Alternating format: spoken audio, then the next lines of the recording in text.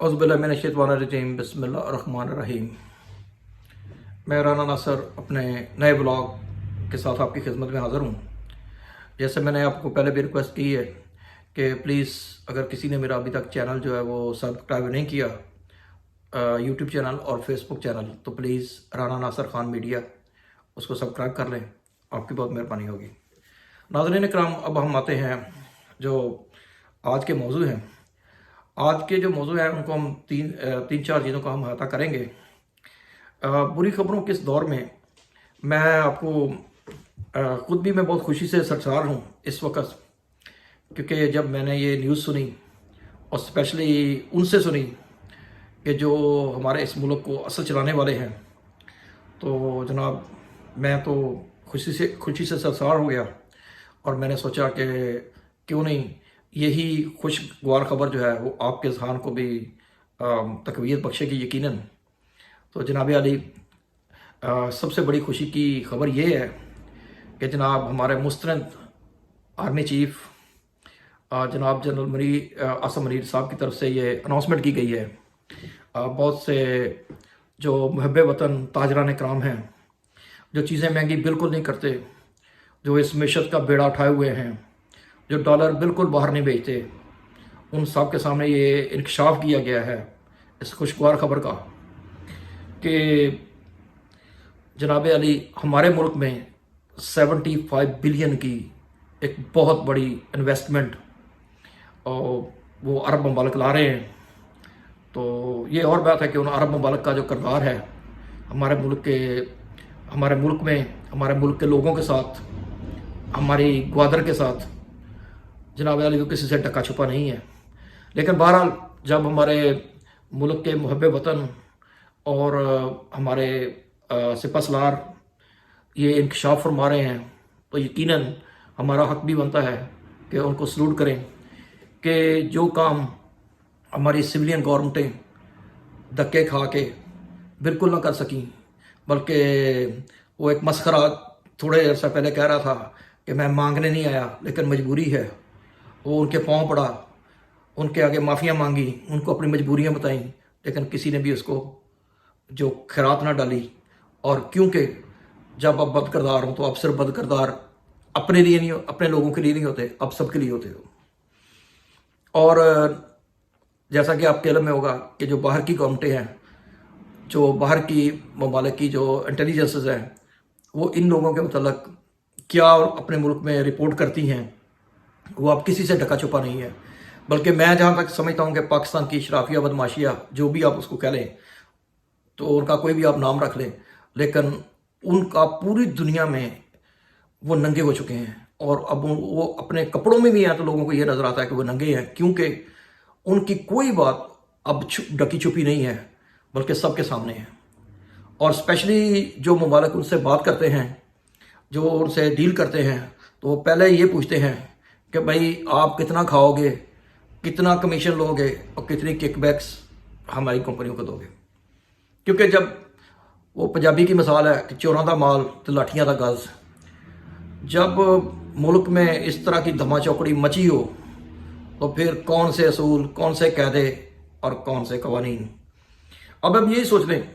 कि जो हमारे आर्मी चीफ़ हैं, अल्लाह उनकी ज़िंदगी लंबी करे, अल्लाह उनको सेहत तंदुरुस्ती अता फरमाए, वो अपने जिस काम के लिए आए हैं वो उस काम को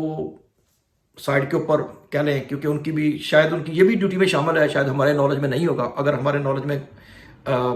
आप इंकशाफ फरमा दें, जैसे आपने 75 बिलियन डॉलर की इन्वेस्टमेंट का इंकशाफ किया है, तो अगर आपके यानी कि जिम्मेदारियों में ये भी शामिल है कि आप मुल्क में इन्वेस्टमेंट लेके आएँ, तो भाई ये जो सियासतदान क्या बेचते हैं, तेल बेचते हैं, ये ऐसे ही खाते हैं, छुट्टियां मनाते हैं, इस मुल्क में रहते हैं, बर्बाद करते हैं, चले जाते हैं। इनको दफ़ा करें यहाँ से, इनको निकालें, अपने लिए एक साफ और शफाफ टीम लेके आएँ और इस मुल्क को चलाएं, क्योंकि हमें तो ये मुल्क चलता चाहिए। अब हाँ, ऑफकोर्स कई लोगों के पेट में मरोड़ उठ रहे होंगे। हाँ, कई लोगों की दाल उस वक्त गलती है कि जब कोई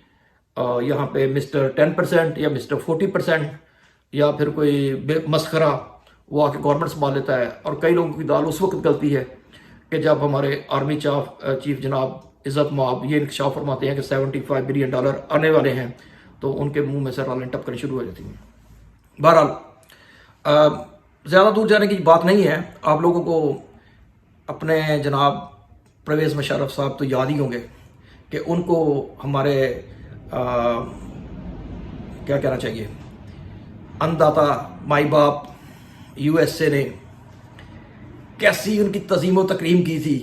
ان کو کیمپ ڈیوڈ میں بلایا گیا تھا اور پھر بتایا گیا تھا دنیا کو کہ یہ کیمپ ڈیوڈ وہ ہے کہ اس میں آج تک صرف 3 لوگ آ سکے ہیں۔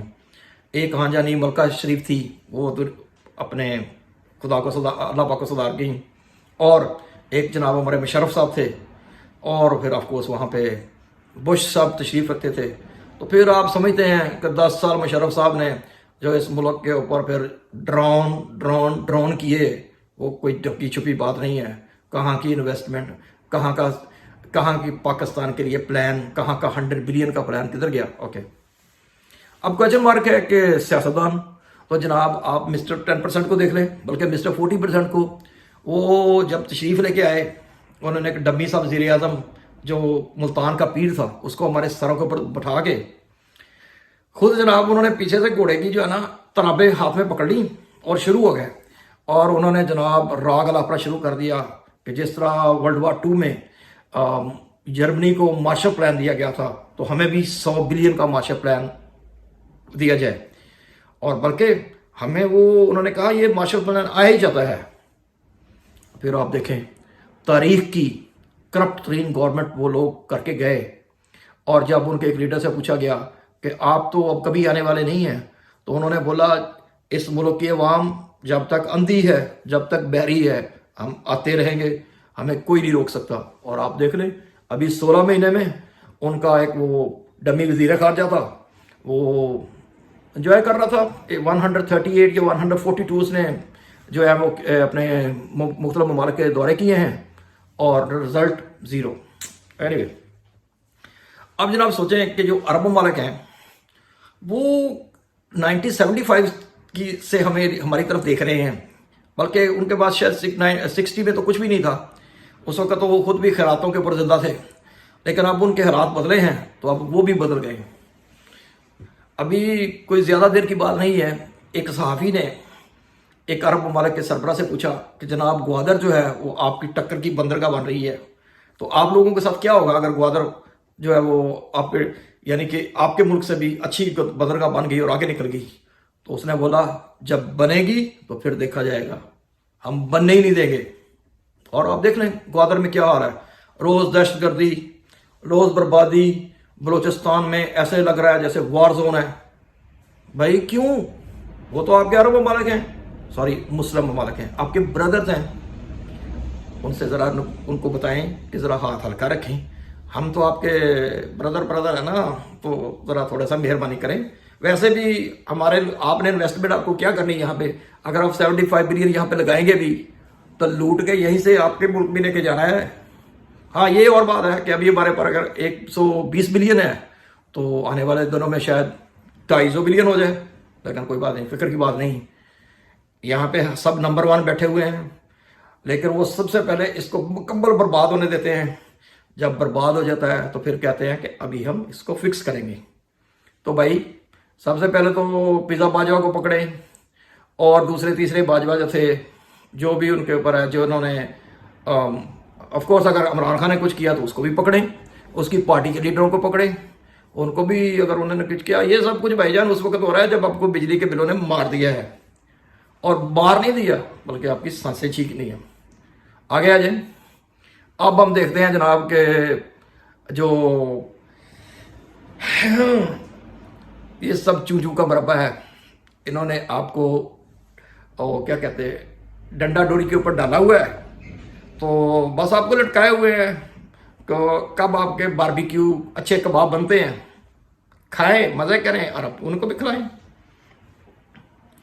اچھا ایک اور بھی بات ہے بھی بڑی مزے کی ہے ویسے، وہ یہ کہ جناب چیف جسٹس صاحب نے ابھی فرمایا ہے کہ جاتے جاتے میں آپ کو ایسا میٹھا مٹھائی والا فیصلہ دے کے جاؤں گا کہ جناب آپ لوگ اس کو سویٹ، بلکہ مجھے تو میرے منہ میں تو پانی آ رہا ہے مٹھائی کا نام سن کے، تو انہوں نے بولا وہ بہت سویٹ فیصلہ ہوگا۔ वो फैसला जनाब क्या होगा कि जी वो जो रिव्यू का केस है कि जी एनआरओ के इनके ऊपर केस थे। ओ भाई कौन सा एनआरओ,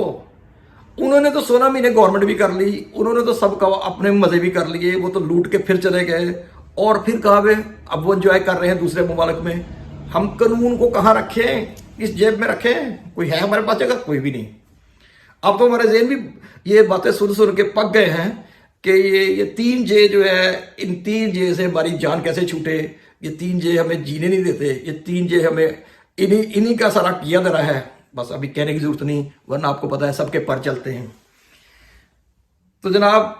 आपके सामने ये सारा कुछ हो रहा है और अभी इमरान खान अंदर जेल में सिसक रहे हैं। ओ बेशक बाहर जितनी मर्जी खबरें आती रहे कि जी उनके हौसले बुलंद हैं, उनके ये, आप किसी को जेल में डाल दो या खुद जरा जेल की यात्रा करके आओ और पाकिस्तान की जो गरीज जेलें हैं उनमें अगर आपको डाल दिया जाए और आपको बिल्कुल बंद किया जाए तो आप फिर सोचें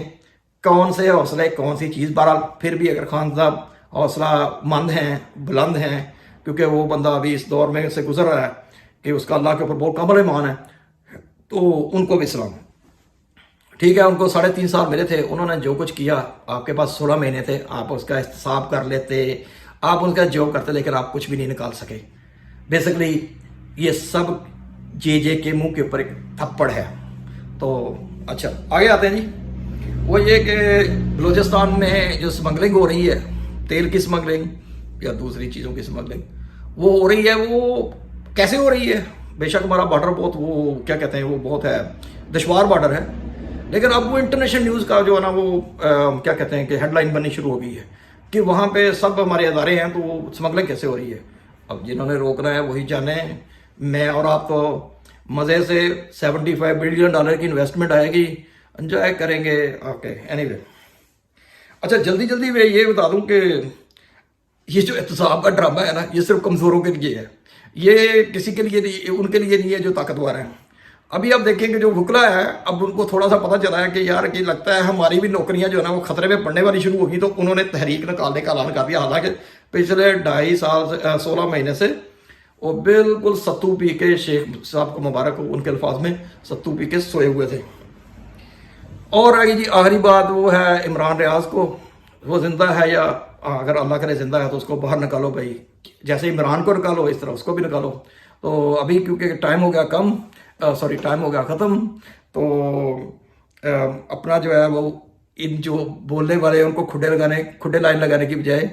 बेहतर है अपने काम सही करें, अपने करतूत सही करें, इस मुल्क को आगे बढ़ने दें, इसमें ही सबका फ़ायदा है। Anyway, one I love, next time, अल्लाह हाफिज़।